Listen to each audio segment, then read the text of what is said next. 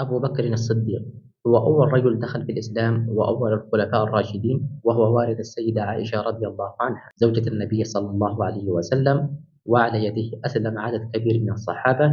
تولي قيادة المسلمين مدة سنتين تقريبا، وخلالها خاض حروب الردة، وكان أول من شرع في جمع القرآن الكريم. توفي أبو بكر رضي الله عنه وفاة طبيعية سنة 13 هجرية عن عمر 63 سنة، ودفن بجانب النبي صلى الله عليه وسلم رضي الله عنه وأرضاه عمر بن الخطاب رضي الله عنه. ثاني الخلفاء الراشدين دخل الإسلام في السنة السادسة للهجرة، وابنته حفصة رضي الله عنها زوجة النبي صلى الله عليه وسلم.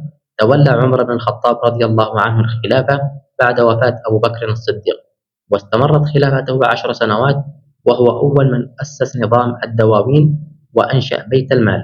استشهد رضي الله عنه سنة 23 هجرية على يد أبي لؤلؤة المجوسي أثناء صلاته في المسجد النبوي، ودفن قرب النبي صلى الله عليه وسلم وأبو بكر الصديق رضي الله عنهما.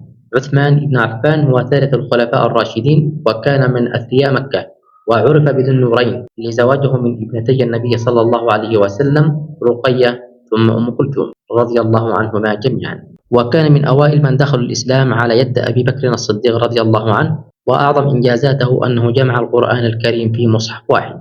تولى الخلافة بعد وفاة عمر بن الخطاب رضي الله عنه، واستشهد رضي الله عنه سنة 35 هجرية في المدينة المنورة بعد أن حاصره جماعة وهو يقرأ القرآن الكريم، فرضي الله عنه وأرضاه.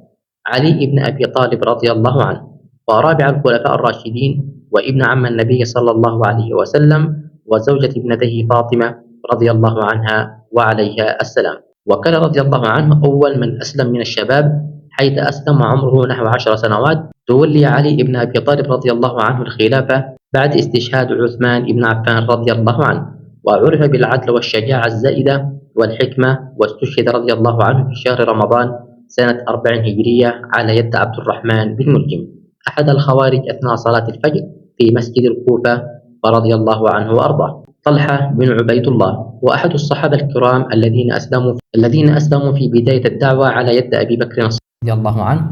قال النبي صلى الله عليه وسلم في معركة أحد: من أراد أن ينظر إلى شهيد يمشي على وجه الأرض فلينظر إلى طلحة بن عبيد الله. عرف بالشجاعة والكرم والإيثار والحكمة، واستشهد طلحة رضي الله عنه بعد معركة الجمل، رغم أنه اعتزل القتال سنة 36 هجرية، وقد دفن في البصرة رضي الله عنه وأرضاه. الزبير بن العوام صحابي جليل من السابقين إلى الإسلام، حيث أسلم عمره 15 سنة، وأمه صفية بنت عبد المطلب عمة النبي صلى الله عليه وسلم. قال عنه النبي صلى الله عليه وسلم: إن لكل نبي حوريا، وحواري الزبير بن العوام.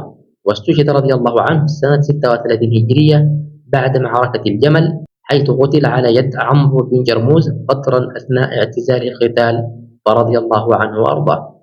سعد بن أبي وقاص كان سعد بن أبي وقاص رضي الله عنه من أوائل من أسلموا على يد أبي بكر الصديق رضي الله عنه، حيث كان عمره 17 سنة، وكان سعد من أمهر الفرسان والرماة في الإسلام، وقد ساهم في معركة القادسية ضد الفرس التي انتهت بانتصار عظيم للمسلمين، وفتح العراق. وتوفي سعد بن أبي وقاص رضي الله عنه وفاة طبيعية سنة 55 هجرية في منطقة العقيق قرب المدينة المنورة، وكان آخر من توفي من العشرة المبشرين بالجنة، ودفن بالبقيع، فرضي الله عنه وأرضاه. عبد الرحمن بن عوف كان رضي الله عنه أيضا من أوائل الذين أسلموا على يد أبي بكر الصديق رضي الله عنه، وعبد الرحمن بن عوف من أغنى الصحابة على الإطلاق، كما عرف بالجود والكرم وكثرة الإنفاق في سبيل الله.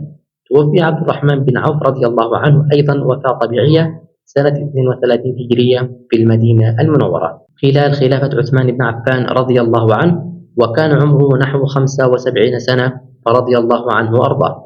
أبو عبيدة عامر بن الجراح من الصحابة الذين كان لهم دور بارز في نشر الإسلام والفتوحات الإسلامية، وكان أيضا من أوائل من دخلوا الإسلام على يد أبي بكر رضي الله عنه. لقبه النبي صلى الله عليه وسلم بأمين هذه الأمة، حيث كان مثالا للأمانة والصدق. شارك في فتح بيت المقدس سنة 16 هجرية، وكان له دورا بارز في نشر الإسلام في بلاد الشام. توفي أبو عبيدة سنة 18 هجرية بسبب الطاعون في بلاد الشام، حيث ظل يخدم المسلمين حتى وافته المنية، فرضي الله عنه وأرضاه. سعيد بن زيد. كان سعيد بن زيد من الأوائل الذين دخلوا الإسلام، حيث أسلم وعمره 19 سنة، وأسلمت معه زوجته فاطمة بنت الخطاب أخت عمر بن الخطاب رضي الله عنهما، واتصف بالإيمان والتقوى والشجاعة والإقدام والعدل والصدق. توفي رضي الله عنه وفاة طبيعية سنة 51 هجرية، وكان عمره حينها 70 سنة، فرضي الله عنهم وأرضاهم. إذا أعجبك الفيديو لا تنسى أن تشاركه مع الأصدقاء حتى يستفيد الكل، ونلتقي إن شاء الله في فيديو جديد.